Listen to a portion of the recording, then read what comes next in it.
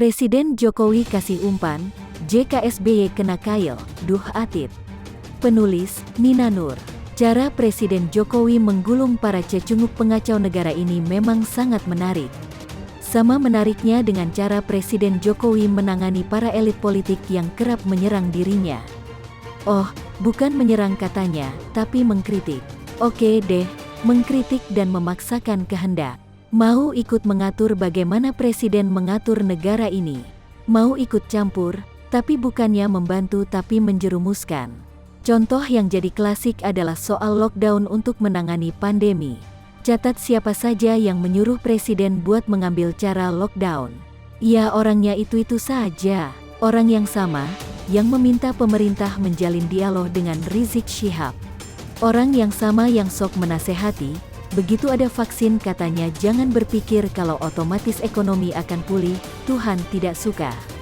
Waduh, masak ngajarin rakyat baper dan prihatin sih. Nggak mau rakyat merasa optimis dengan adanya vaksin? Nggak mau rakyat merasa berterima kasih banyak pada Presiden Jokowi yang sudah mendatangkan jutaan vaksin, mengalahkan negara tetangga? Itu semua yang terlihat di depan publik. Kita tidak tahu apa saja yang mereka lakukan di balik layar. Ada saja selentingan dan gosip soal keterlibatan mereka dalam mendalangi berbagai kekacauan di negeri ini. Namun itu sekedar gosip, yang jadi bahan sentilan para netizen di medsos terhadap mereka. Dengan kode-kode nama daerah hingga sebutan Hitler. Ingat ya, hanya gosip hehehe. Sebagai seorang politisi, yang sudah banyak makan asam garam merica gula dan segala macam bumbu dapur, Presiden Jokowi punya cara tersendiri untuk membalas para elit politik ini. Caranya tidak frontal, lebih ke simbolik, penuh dengan perhitungan dan langkah-langkah serupa permainan catur yang smart. Tidak gerasa-gerusu, sambil ngemong rakyat, sambil mengelus rakyat dengan kasih sayang yang tulus dan ikhlas. Sambil membuka mata rakyat terhadap topeng-topeng para elit politik, akhirnya rakyat pun bisa melihat dengan jelas siapa yang benar-benar bekerja buat rakyat dan negara, siapa yang punya agenda tersendiri. Rakyat pun paham, tanpa disuruh, tanpa diakal-akali. Ini yang terjadi dalam beberapa hari ini. Pasca Presiden Jokowi bicara soal kritik terhadap pemerintah, Presiden meminta masyarakat lebih aktif menyampaikan kritik terhadap kinerja pemerintah.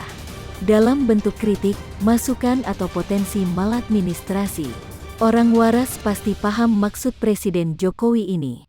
Kritik beda dengan hinaan, caci maki, hujatan, apalagi fitnah. Menyebut Presiden Jokowi PKI tentunya bukanlah kritik. Oke, kembali ke permainan catur Presiden Jokowi. Saya kira apa yang disampaikan oleh Presiden Jokowi itu juga adalah sebuah umpan yang langsung disambar oleh JK dan SBY. Beberapa hari lalu, Bapak Presiden mengumumkan silakan kritik pemerintah. Tapi banyak yang ingin melihatnya, bagaimana caranya mengkritik pemerintah tanpa dipanggil polisi, kata JK dalam diskusi yang digelar PKS, yang notabene adalah partai oposisi. Apakah ini berarti JK sudah secara terang-terangan menyatakan keberpihakan terhadap pihak oposisi? Sementara SBY memakai kata-kata yang lebih puitis dramatis. Dia menyebut kritik seperti obat yang pahit, sedangkan pujian seperti gula. Jika obatnya tepat dan dosisnya juga tepat, akan membuat seseorang jadi sehat, kata SBY. Kritik, kata dia, tak jauh berbeda dengan obat. Orang yang menerima kritikan memang bisa mengalami sakit. Menurutnya, kritik akan mencegah kekeliruan apabila disampaikan dengan benar. Sementara, pujian dan sanjungan itu laksana gula. Jika berlebihan dan hanya untuk menyenangkan, justru bisa menyebabkan kegagalan, kata SBY, seperti dilansir knindonesia.com. Pernyataan kedua elit politik ini memang bikin heboh, bikin riuh para pembenci Jokowi, terutama di medsos. Namun, reaksi para pendukung Presiden Jokowi jauh lebih menohok, karena mereka dengan gampang mengulik-ngulik rekam jejak JK maupun SBY. Semua ada di sana. Hal-hal yang berlawanan dengan pernyataan mereka. Misalnya, netizen dengan akun @elhurikon mengunggah screenshot berita tentang Putri JK yang melaporkan Ferdinand Huta Hayan ke polisi dengan kasus pencemaran nama baik. Ini terjadi di bulan Desember tahun lalu. Juga sebuah berita dari republika.co.id pada bulan Februari tahun 2019. Ketika JK masih menjabat sebagai Wakil Presiden RI, disebut bahwa JK membantah bahwa UU ITE hanya menguntungkan kepentingan kekuasaan. Pernyataan-pernyataan yang dikeluarkan oleh JK dan SBY pun jadi senjata makan tuan. Jadi bahan bulian para netizen.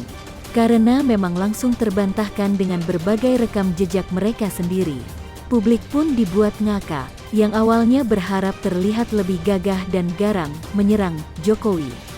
Sekarang malah jadi tertawaan, bak sedang jadi komedian atau pelawak. Pernyataan yang serius pun jadi lelucon. Menohok ke diri sendiri. Bagaimana dengan Presiden Jokowi? Mungkin lagi senyum-senyum sendiri melihat gersepnya netizen plus 62 menggali rekam jejak JK dan SBY.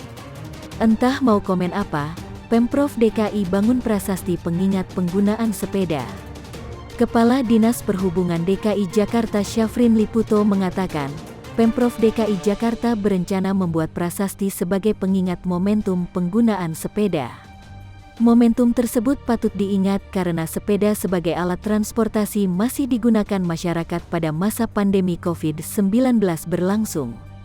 Tujuan pembuatan artwork prasasti sebagai pengingat momentum penggunaan sepeda sebagai alat transportasi yang masif digunakan oleh masyarakat pada masa pandemi COVID-19, kata Syafrin. Prasasti atau artwork tersebut akan dibuat di depan gedung Indofood Tower di Jalan Jenderal Sudirman. Selain prasasti, Dishub DKI sedang membangun pembatas jalur sepeda untuk dijadikan jalur sepeda permanen di Jalan Sudirman Tamrin sepanjang 11,2 km, bertemakan Sabuk Nusantara, dengan representasi pada pot tanaman atau planter box sebagai proteksi jalur sepeda berbentuk seperti rantai yang saling berkait.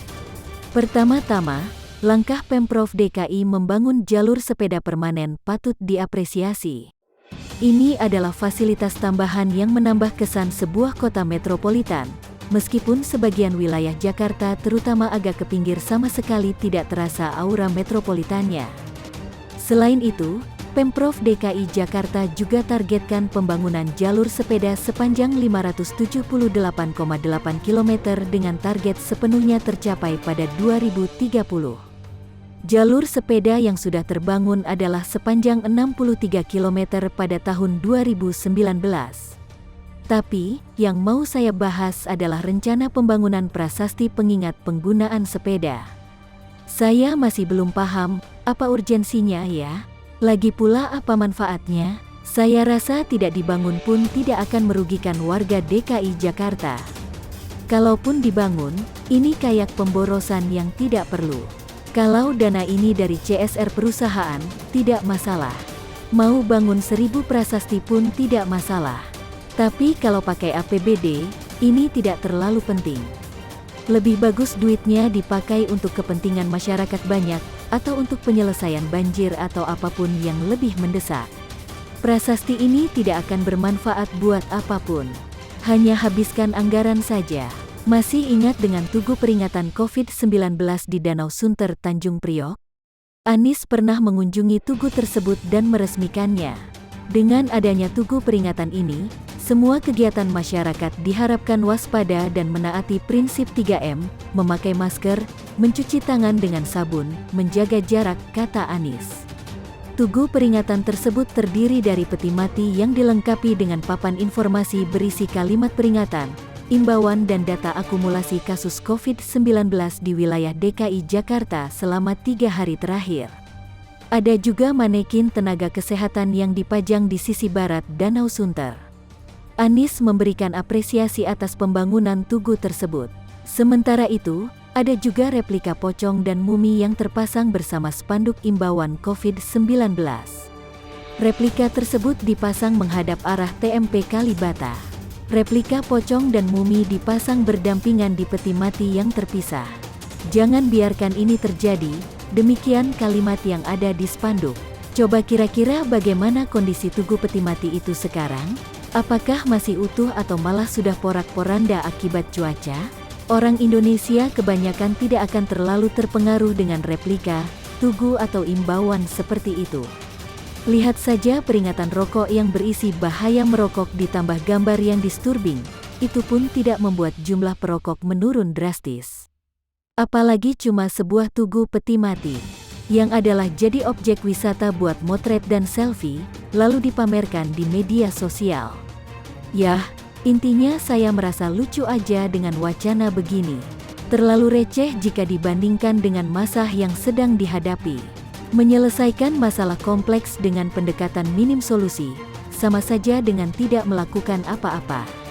Ketimbang bikin prasasti penggunaan sepeda, bagus percepat saja ritme kerja pembangunan jalur sepeda permanen. Jangan nanti nasibnya kayak sumur resapan, target 1,8 juta sumur, baru tercapai sekitar 2 juta sumur. 0,1-0,2% setelah 3 tahun. Target terlampau tinggi tapi tidak dibarengi dengan introspeksi kemampuan sendiri. Terlihat gengsi, pasang target setinggi langit, biar dibilang hebat dan visioner, tapi tangan cuma sanggup menggapai asbes rumah. Mungkin bisa sekalian bangun prasasti pengingat banjir Jakarta. Prasasti itu pasti efektif jadi pengingat dari generasi ke generasi, sebagai pengingat bahwa dulu pernah ada kepala daerah yang keras kepala, berlagak pintar punya wacana sendiri atasi banjir, lamban kerjanya dan hanya bisa salahkan orang lain.